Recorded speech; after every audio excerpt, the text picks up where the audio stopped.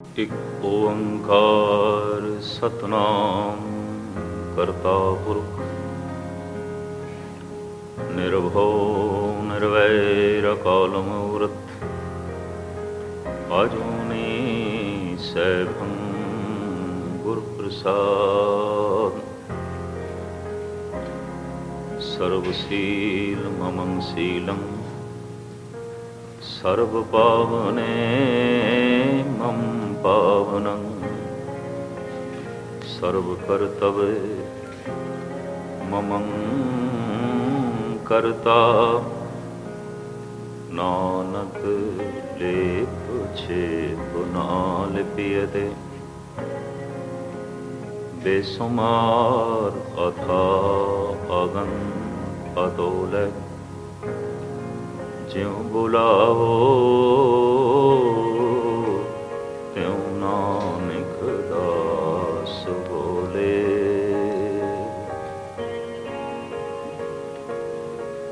ਸਨਮਾਨਯੋਗ ਗੁਰੂ ਰੂਪ ਸਾਧ ਸੰਗਤ ਜੀਓ, ਫਤਿਹ ਪ੍ਰਵਾਨ ਕਰਨੀ।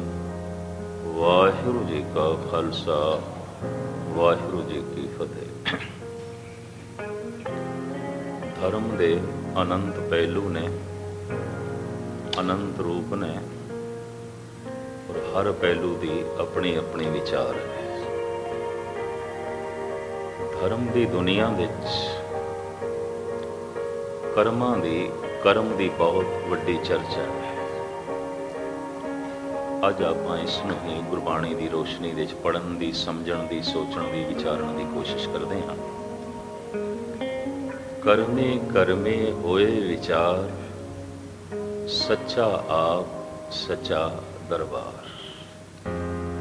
ਉਹ ਪ੍ਰਭੂ ਸੱਚਾ ਹੈ, ਉਸ ਦਾ ਦਰਬਾਰ ਸੱਚਾ ਹੈ, ਉਸ ਦਾ ਨਿਆਂ ਸੱਚਾ ਹੈ। ਉਸ ਤੋਂ ਕੋਈ ਬੇਇਨਸਾਫੀ ਨਹੀਂ ਹੁੰਦੀ, ਕੋਈ ਦਬਾਅ ਪਾ ਕੇ ਉਸ ਦਾ ਫੈਸਲਾ ਨਹੀਂ ਬਦਲਾਇਆ ਜਾ ਸਕਦਾ, ਕੁਝ ਲਾਲਚ ਦੇ ਕੇ ਉਸ ਦੀ ਕਲਮ ਤੋੜੀ ਨਹੀਂ ਜਾ ਸਕਦੀ,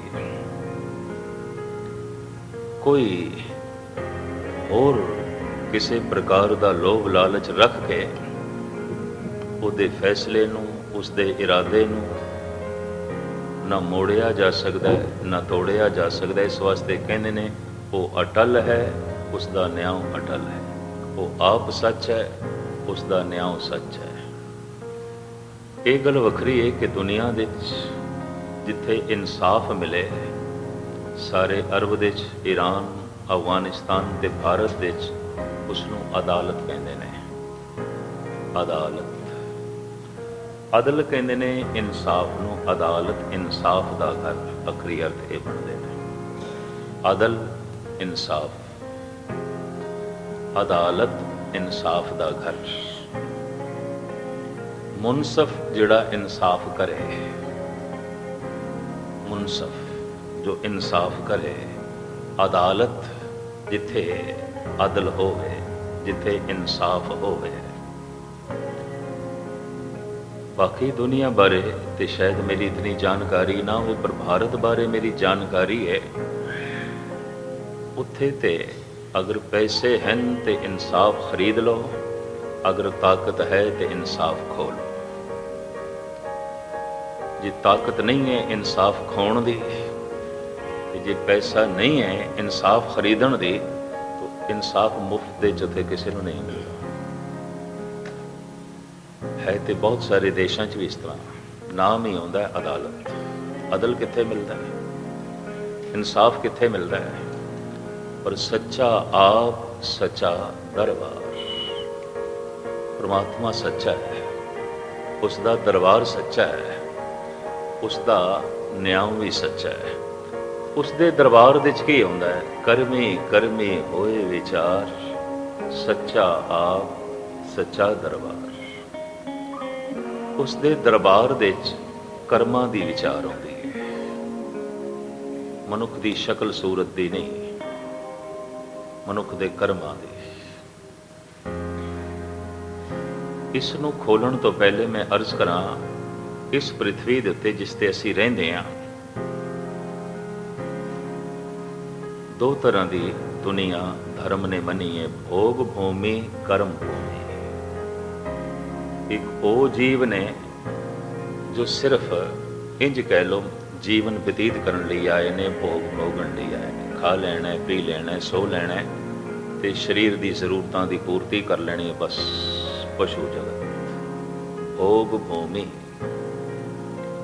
मनुख नूं आख्या गया ये भोग भूमि दे नाल नाल कर्म भूमि है। ये कुछ भोगण दे नाल नाल करन लई आया है। इस वास्ते सिर्फ भोग भूमि नहीं है। भूमि कहते धरती नूं, पशु की ने भोगां दी धरती, मनुख की है कर्म भूमि। इस वास्ते साहब कहते हैं कर्म भूमि में बोवो ना, ये कर्म भूमि है। मनुख कर्म भूमि है, पशु भोग भूमि है। पशु अपने कर्मानुसार विकास नहीं कर सकता। इस तरह दे ना उसके शरीर की बनतर है, ना ही इस तरह उसके मन की बनतर। वो विकास कर्मां दे उत्ते असवार होकर नहीं कर सकता, अगां नहीं वध सकता। प्रकृति अपने सुभाव के मुताबिक उसनूं अगां तोरदी है। इंज कह लो पशुओं का विकास प्राकृतिक है, परमात्मा की मर्यादा अनुसार है। वो मर्यादा क्या मनुख नाल कम नहीं करती? कम करती है। मनुख नाल परमात्मा की सुतंत्र मर्यादा कम करती है भी इत्थे उसनूं सुतंत्रता दे दी है। तेरी मर्जी है, तू की करना है। मनुख नूं कर्म की छूट दे दी गई। ये कर्म भूमि है।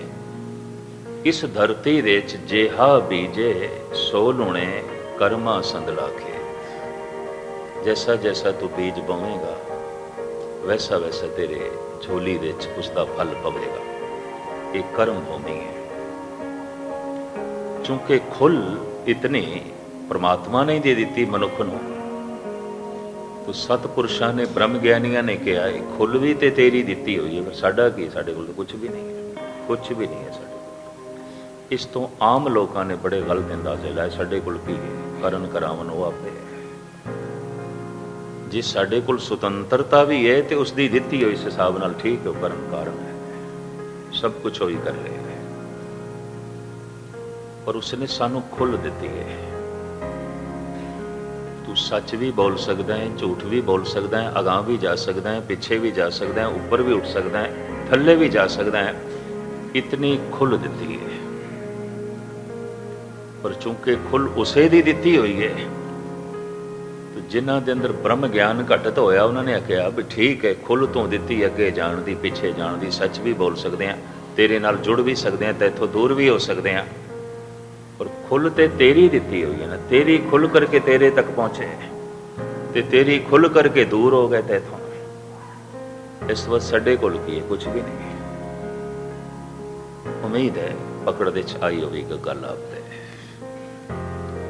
कई दफा सतपुरुष जिस शिखर दे उत्ते बोलते हैं ना, आम लोगों की वो शिखर नहीं होती।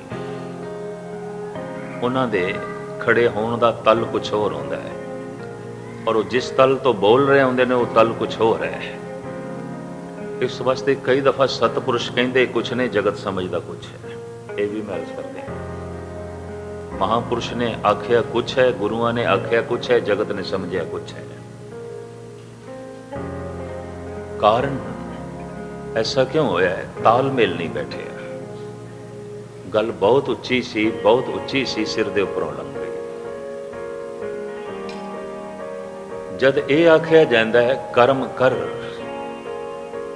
ऐ रखवाद न कीजे रे मन, सुकृत कर कर लीजे रे मन। तो गिला क्यों करता है? शुभ कर्म करके सुखा नाल अपनी झोली भर ले।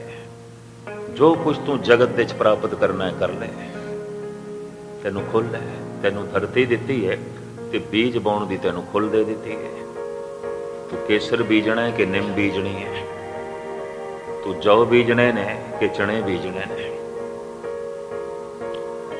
तू अंगूरां दियां बेलां लाणियां ने कि किकर दे बीज बोने ने? ये तेरी मर्जी है। खुल है।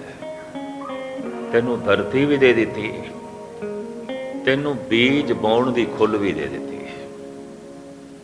पर एक दफा बीज तू बो दिता ਤੇ ਬੋਣ ਤੋਂ ਬਾਅਦ ਤੈਨੂੰ ਖਿਆਲ ਆਵੇ ਮੈਂ ਤੇ ਅੰਬਾਂ ਦੇ ਬੂਟੇ ਲਾਣੇ ਸਨ, ਲਾ ਬੈਠਾ ਕਿਕਰਾਂ ਦੇ।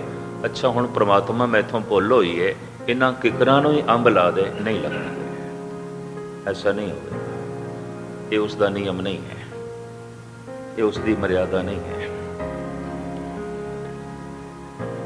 ਬਾਬਾ ਫਰੀਦ ਕਹਿੰਦੇ ਨੇ, ਲੋੜੇ ਦਾਖ ਬਿਜੋਰੀਆਂ ਕਿੱਕਰ ਬੀਜੇ ਜੱਟ, ਹੰਡੇ ਉਨ ਕਤਾਏ ਦਾ ਪੈਂਦਾ ਲੋੜੇ ਪੱਟ।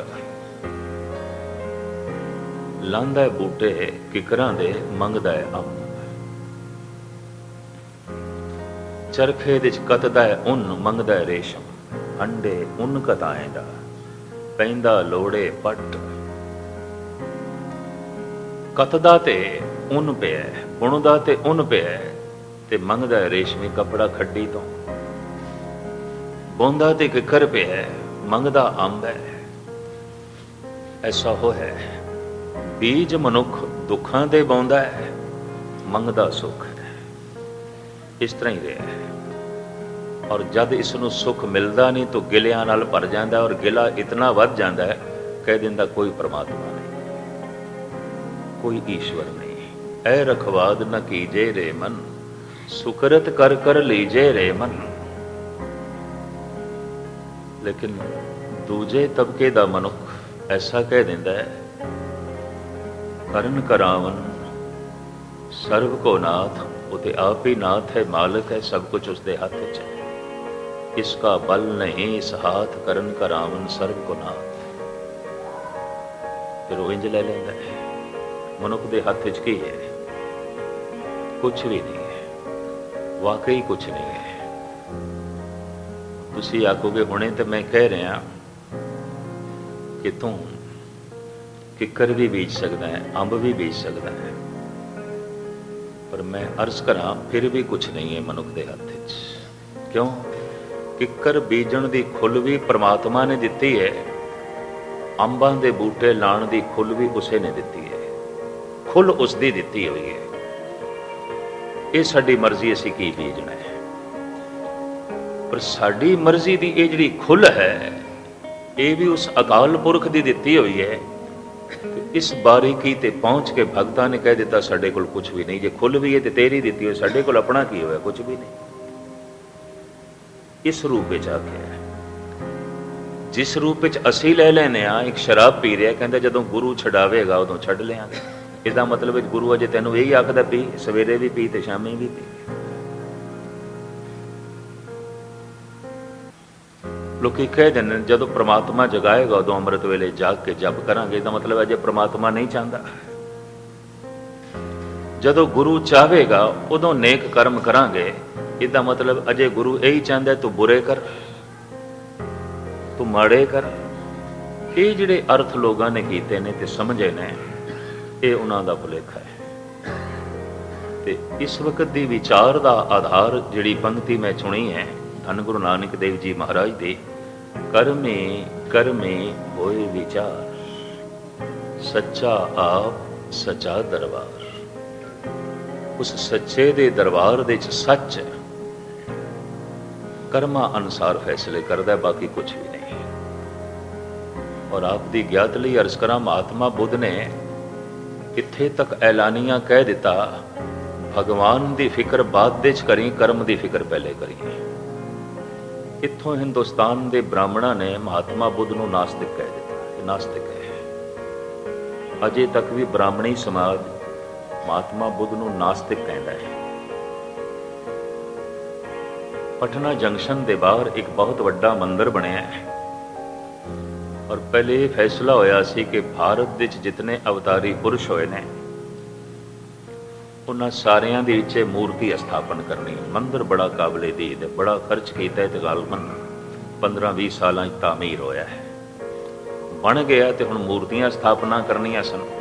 ਕ੍ਰਿਸ਼ਨ ਦੀ ਕਰ ਦਿੱਤੀ, ਰਾਮ ਦੀ ਕਰ ਦਿੱਤੀ, ਸ਼ਿਵ ਜੀ ਦੀ ਹੋ ਗਈ, ਵਿਸ਼ਨੂੰ ਦੀ ਹੋ ਗਈ, ਬ੍ਰਹਮੇ ਦੀ ਹੋ ਗਈ, ਹਨੂਮਾਨ ਦੀ ਹੋ ਗਈ। ਬਹੁਤ ਸਾਰੇ ਦੇਵੀ ਦੇਵਤਾਵਾਂ ਦੀ ਅੰਦਰ ਮੂਰਤੀਆਂ ਉਹ ਜੋ ਹੈ ਸਜਾਉਂਦੇ ਗਏ। ਉਹਨਾਂ ਦੇ ਨਾਲ ਜਦ ਮੂਰਤੀਆਂ ਦਾ ਆਰਡਰ ਦਿੱਤਾ ਗਿਆ ਸੀ ਤੇ ਮਹਾਤਮਾ ਬੁੱਧ ਦੀ ਮੂਰਤੀ ਵੀ ਮੰਗਾਈ। ਅਜੇ ਤੱਕ ਬਾਹਰ ਪਈ ਹੈ, ਝਗੜਾ ਚੱਲ ਰਿਹਾ, ਇਹ ਨਹੀਂ ਸਥਾਪਨ ਕਰਨੀ, ਇਹ ਨਾਸਤਿਕ ਹੈ। ਇਹਨੂੰ ਅੰਦਰ ਨਹੀਂ ਟਿਕਾਣਾ। ਉਹ ਮੂਰਤੀ ਵੀ ਮੰਦਰ ਦੇ ਬਾਹਰ ਪਈ ਹੈ, ਝਗੜਾ ਚੱਲ ਰਿਹਾ ਹੈ। ਇਸ ਮੰਦਰ ਦੇ ਵਿੱਚ ਅਸਥਾਪਨ ਨਹੀਂ ਹੋ ਸਕਦਾ। ਇਹ ਤੇ ਨਾਸਤਿਕ ਹੈ, ਇਹ ਤੇ ਵਰਨ ਵੰਡ ਨੂੰ ਵੀ ਨਹੀਂ ਮੰਨਦਾ।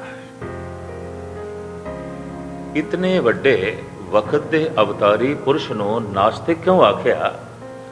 ਉਸਨੇ ਆਪਣੇ ਭਿਕਸ਼ੂਆਂ ਨੂੰ ਕਿਹਾ ਰੱਬ ਦੀ ਫਿਕਰ ਬਾਅਦ ਵਿੱਚ ਕਰਨਾ, ਪਹਿਲੇ ਕਰਮ ਦੀ ਫਿਕਰ ਕਰਨਾ, ਕਿਉਂਕਿ ਉਸਨੇ ਵੀ ਫੈਸਲਾ ਕਰਮ ਦੇ ਮੁਤਾਬਕ ਕਰਨਾ ਹੈ। ਤੇ ਜਦ ਕਰਮ ਦੇ ਮੁਤਾਬਕ ਹੀ ਫੈਸਲਾ ਉਸਨੇ ਕਰਨਾ ਹੈ ਤਾਂ ਉਹਦੀ ਫਿਕਰ ਇਤਨੀ ਕਰਨ ਦੀ ਲੋੜ ਨਹੀਂ। ਤੂੰ ਕਰਮ ਦੀ ਫਿਕਰ ਕਰ, ਉਸਦੇ ਹੁਕਮ ਦੀ ਫਿਕਰ ਕਰ, ਉਸਦੇ ਵਿਧਾਨ ਦੀ ਫਿਕਰ ਕਰ, ਉਸਦੇ ਬਣਾਏ ਹੋਏ ਨਿਯਮ ਦੀ ਫਿਕਰ ਕਰ, ਤੂੰ ਕਰਮ ਦੀ ਫਿਕਰ ਕਰ। तो बौद्ध भिक्षुओं ਦੇ एक वाक प्रचलित हो गया, कर्म ही भगवान है। भगवान ही भगवान है ऐसा नहीं, कर्म ही भगवान है। तो इस तो की होया, ब्राह्मणा ने कह दिता भगवान भगवान नहीं है, कर्म भगवान है। ये नास्तिक ने अज तक सनातनी जगत दे महात्मा बुद्ध का सन्मान नहीं बन सके। बौद्ध भिक्षुओं लिए अज तक जगह नहीं बन सकी। ये तो नास्तिक है। पर एक सच्चाई है, अगर वो नास्तिक है तो फिर दुनिया च कोई भी आस्तिक नहीं है। इतनी गहरी ध्यान साधना करने वाला, इतना भरोसा रखने वाला, दुनियावी सारे सुखों नूं एक पासे सुट के अध्यात्मक सुख की तलाश करने वाला, उसनूं कह दईए नास्तिक क्यों किया गया? कर्म ही भगवान है, भगवान ही भगवान है। उसने अपने बौद्ध भिक्षुओं को कहा ये फिक्र बाद विच करना, कर्म ही भगवान है। क्योंकि जो दुख मिलना है, जो सुख मिलना है, थानू कर्म नाल मिलना है। जो आनंद मिलना है, जो खेड़ा मिलना है, थानू कर्म नाल मिलना है। जो ज्ञान मिलेगा, जो शांति मिलेगी, थानू कर्मा नाल मिलेगी। तो जब मिलना ही कर्मा नाल है तो फिर कर्म की फिक्र करो। धन गुरु नानक देव जी महाराज कहते हैं जित कीता पाइए अपना, सा घाल बुरी क्यों घालीए। जे तू अपना ही कीता पाना है तो फिर अपने कर्तव्य प्रति जरा सुचेत हो जा। कहते ने मनुख होवेगा सुचेत, अपने कर्मां दे प्रति सुचेत नहीं है। अगर किधरे कर्मां दे प्रति सुचेत आउंदा ते दुनिया इतनी दुखी नहीं होनी सी। कहते ने हवा व्यापक है, आकाश व्यापक है, दुख भी व्यापक है। जिथे तक आकाश पसरे है उत्थे तक ही दुख है। जिथे तक पवन झूलदी है उत्थे तक ही लोगों के घरों च दुख झूलते पे। मनुखता दुखी है, यानी इसका यह मतलब नहीं कि पशु पंखी दुखी ने, कतई दुखी नहीं है। ये भी महर्ज करते हैं। कोई पशु दुखी नहीं, कोई पक्षी दुखी नहीं, कोई कीड़ा मकोड़ा दुखी नहीं, सब सुख दे च ने। पशु सुख दे च जी रहे ने, देवते ब्रह्म ज्ञानी महापुरुष आनंद दे च जी रहे ने। बस दुख केवल मनुख की दुनिया च। और साहिबां नूं इत्थे तक कहना पिया बाली रोवे नाए भतार, नानक दुखिया सब संसार। समूह जगत, मनुखी जगत, मैं फिर अर्ज करा बाकी नहीं, बाकी सब सुख दे च ने। कारण पशु जो जी रहा है लोड़ां दे तल ते, मनुख जी रहा है ख्वाहिशां दे तल ते। लोड़ां दी पूर्ति ना होए पशु तड़पदा है, ख्वाहिशां दी पूर्ति ना होए मनुख तड़पदा है। गौर मुताला करना, सिर्फ लोड़ां दी पूर्ति होंदी ते पशुआं दी तरह मनुख भी सुखी होना सी। उन्होंने प्यास लगी है पानी मिल जाए, उन्होंने भुख लगी है खुराक मिल जाए, उसकी शरीर दीयां लोड़ां दी पूर्ति हो जाए, बस मस्त है, सौ जाता है, आनंद लेंदा है। पशु सुखी ने, महापुरुष ते देवते आनंद दे च ने, मनुख दुख दे च ने। दुख सिर्फ थानू मनुख दी दुनिया दे च मिलेगा या उन्हां पशुआं कोल दुख मिलेगा जिहड़े विचारे मनुख दी कैद दे च ने, मनुख दी संगत च रहिंदे ने। उन्हां दी प्राकृतिक जिंदगी च फर्क पा दिता है। जिस ढंग नाल वो जीवना चाहते हैं उस ढंग नाल मनुख नहीं जीण देंदा। वो दुखी हो सकते हैं, वो पीड़ित हो सकते हैं, ਵਰਨਾ ਦੁੱਖ ਸਿਰਫ ਮਨੁੱਖ ਦੇ ਕੋਲ ਹੈ। ਕਾਇਨਾਤ ਦੇ ਵਿੱਚ, ਇਸ ਬ੍ਰਹਿਮੰਡ ਦੇ ਵਿੱਚ ਦੁੱਖ ਹੋਰ ਕਿਧਰੇ ਵੀ ਨਹੀਂ ਹੈ। ਬਨਸਪਤੀ ਖੇੜੇ 'ਚ ਹੈ, ਪਸ਼ੂ ਸੁੱਖ ਦੇ 'ਚ ਨੇ, ਕੀੜੇ ਮਕੌੜੇ ਵੀ ਸੁੱਖ ਦੇ 'ਚ ਨੇ। ਇਹ ਵੀ ਮੈਂ ਅਰਜ਼ ਕਰਦੇ ਹਾਂ। ਇੱਕ ਵਿਸ਼ਟਾ ਦਾ ਜੰਤੂ ਵੀ ਸੁੱਖ ਦੇ 'ਚ ਹੈ। ਇੱਕ ਗੰਦਗੀ ਦੇ 'ਚ ਲਿਪਟਿਆ ਹੋਇਆ ਸੂਰ ਵੀ ਸੁੱਖ ਦੇ 'ਚ ਹੈ। ਮੈਂ ਫਿਰ ਅਰਜ਼ ਕਰਾਂ, ਇੱਕ ਮਨੁੱਖ ਦੁੱਖ ਦੇ 'ਚ ਹੈ, ਇੱਕ ਮਨੁੱਖ ਦੀ ਸੰਗਤ ਦੇ ਜਿਹੜੇ ਪਸ਼ੂ ਰਹਿ ਰਹੇ ਨੇ, ਮਨੁੱਖ ਦੀ ਕੈਦ ਦੇ 'ਚ, ਉਹ ਵਿਚਾਰੇ ਦੁਖੀ ਹੋ ਸਕਦੇ ਨੇ। ਵਰਨਾ ਪਸ਼ੂ ਦੁਖੀ ਨਹੀਂ ਨੇ, ਪੰਛੀ ਦੁਖੀ ਨਹੀਂ ਨੇ। ਪਸ਼ੂ ਜੀ ਰਹੇ ਨੇ ਲੋੜਾਂ ਦੇ ਤਲ ਦੀ ਪੂਰਤੀ ਤੇ, ਲੋੜਾਂ ਪੂਰੀਆਂ ਹੋ ਗਈਆਂ, ਸੁਖੀ। ਮਨੁੱਖ ਲੋੜਾਂ ਦੇ ਨਾਲ ਨਾਲ ਜੀ ਰਿਹਾ ਖਾਹਿਸ਼ਾਂ ਦੇ ਤਲ ਤੇ। ਲੋੜਾਂ ਪੂਰੀਆਂ ਨਾ ਹੋਣ ਪਸ਼ੂ ਤੜਪਦਾ ਹੈ, ਖਾਹਿਸ਼ਾਂ ਪੂਰੀਆਂ ਨਾ ਹੋਣ ਮਨੁੱਖ ਬੇਚੈਨ ਹੁੰਦਾ ਹੈ, ਮਨੁੱਖ ਤੜਪਦਾ ਹੈ। ਤੇ ਖਾਹਿਸ਼ਾਂ ਦਾ ਇੱਕ ਹੋਰ ਬੜਾ ਭਿਅੰਕਰ ਨਿਯਮ ਹੈ। ਇੱਕ ਖਾਹਿਸ਼ ਪੂਰੀ ਹੋਵੇ ਨਾ, ਤੇ ਪੂਰੀ ਹੁੰਦਿਆਂ ਹੁੰਦਿਆਂ ਉਹ 10 ਖਾਹਿਸ਼ਾਂ ਨੂੰ ਜਨਮ ਦੇ ਜਾਂਦੀ ਹੈ। ਜੈਸੇ ਇੱਕ ਮਨੁੱਖ ਜ਼ਮੀਨ ਤੋਂ ਰੁਖਸਤ ਹੁੰਦਿਆਂ ਹੋਇਆਂ ਵੱਡਾ ਹੋ ਗਿਆ, ਜਵਾਨ ਹੋ ਗਿਆ, ਵਿਆਹਿਆ ਗਿਆ, ਬੁੱਢਾ ਹੋ ਗਿਆ, ਜ਼ਮੀਨ ਤੋਂ ਰੁਖਸਤ ਹੁੰਦਿਆਂ ਹੁੰਦਿਆਂ 2, 4, 5, 7 ਬੱਚਿਆਂ ਨੂੰ ਜਨਮ ਦੇ ਜਾਂਦਾ ਹੈ। ਪਿੱਛੇ ਆਪਣੀ ਸੰਤਤ ਛੋੜ ਜਾਂਦਾ, ਆਪਣਾ ਖੂਨ ਛੋੜ ਜਾਂਦਾ। ਜ਼ਮੀਨ ਤੋਂ ਰੁਖਸਤ ਹੁੰਦਿਆਂ ਹੁੰਦਿਆਂ ਮਨੁੱਖ 2, 4 ਬੱਚੇ ਛੋੜ ਜਾਂਦਾ ਹੈ। ਇੱਕ ਖਾਹਿਸ਼ ਪੂਰੀ ਹੁੰਦਿਆਂ ਹੁੰਦਿਆਂ, ਇੱਕ ਖਾਹਿਸ਼ ਮਰਦਿਆਂ ਮਰਦਿਆਂ 5, 10 ਖਾਹਿਸ਼ਾਂ ਨੂੰ ਜਨਮ ਦੇ ਜਾਂਦੀ ਹੈ। ਹੁਣ ਪੂਰੀ ਇੱਕ ਹੋਈ ਹੈ ਤੇ 10 ਹੋਰ ਪੈਦਾ ਹੋਈਆਂ ਨੇ, ਫਿਰ ਉਹਨਾਂ 'ਚ ਪੂਰੀ ਇੱਕ ਹੋਈ ਹੈ ਤੇ ਫਿਰ 10, 20 ਹੋਰ ਪੈਦਾ ਹੋ ਗਈਆਂ ਨੇ। ਤਾਂ ਰੋਜ਼ ਰੋਜ਼ ਤੇ ਖਾਹਿਸ਼ਾਂ ਵੱਧਦੀਆਂ ਜਾਣਗੀਆਂ, ਖਾਹਿਸ਼ਾਂ ਦੀ ਭੀੜ। ਇਸ ਤਰ੍ਹਾਂ ਜਿਵੇਂ ਮੌਤ ਦਰ ਘਟ ਜਾਏ ਤੇ ਜਨਮ ਦਰ ਵੱਧ ਜਾਏ, ਤਾਂ ਮਨੁੱਖਾਂ ਦੀ ਭੀੜ ਹੋ ਜਾਂਦੀ ਹੈ। ਖਾਹਿਸ਼ ਪੂਰੀ ਤੇ ਕੋਈ ਕੋਈ ਹੁੰਦੀ ਹੈ। ਇਹ ਵੀ ਮੈਂ ਅਰਜ਼ ਕਰਦੇ ਹਾਂ, ਹੁੰਦੀ ਉਹ ਵੀ ਕਰਮ ਅਨੁਸਾਰ ਹੈ, ਉਂਝ ਨਹੀਂ। ਕੁਝ ਸੰਤਾਂ ਮਹਾਂਪੁਰਖਾਂ ਦੇ ਡੇਰੇ ਇਸ ਵਾਸਤੇ ਚੱਲ ਪੈਂਦੇ ਨੇ, ਜੇ 100 ਬੰਦੇ ਗਏ ਨੇ ਤੇ 60 ਦਾ ਤੇ ਉਂਝ ਹੀ ਕਰਮ ਬਣਨ ਵਾਲਾ ਹੁੰਦਾ ਹੈ, ਉਂਝ ਹੀ ਗੱਲ ਸਿਰੇ ਚੜਨ ਵਾਲੀ ਹੁੰਦੀ।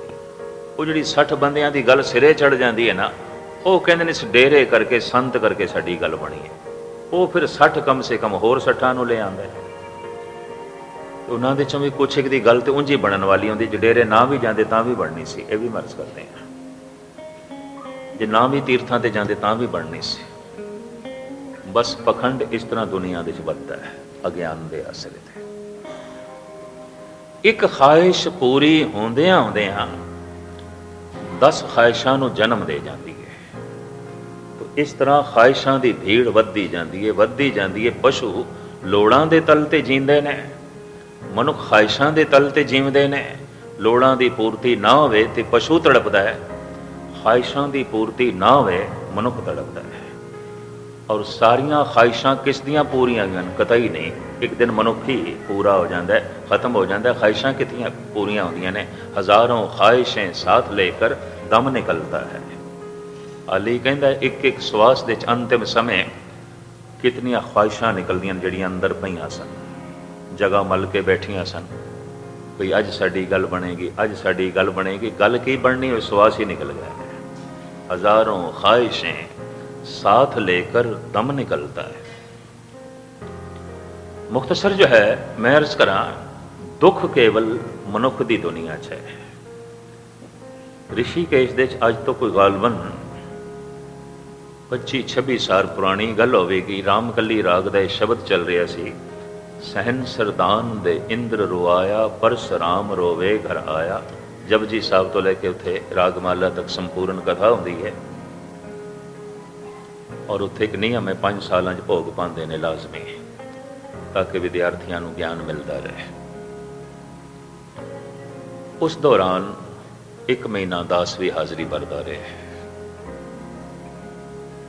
जदों दास कथा कर रहा सी, रामकली लाग चलिया तो यह शब्द भी आ गया, जिस दियां आखिलियां पंक्तियां सन, बाली रोवे नाए भतार, नानक दुखिया सब संसार,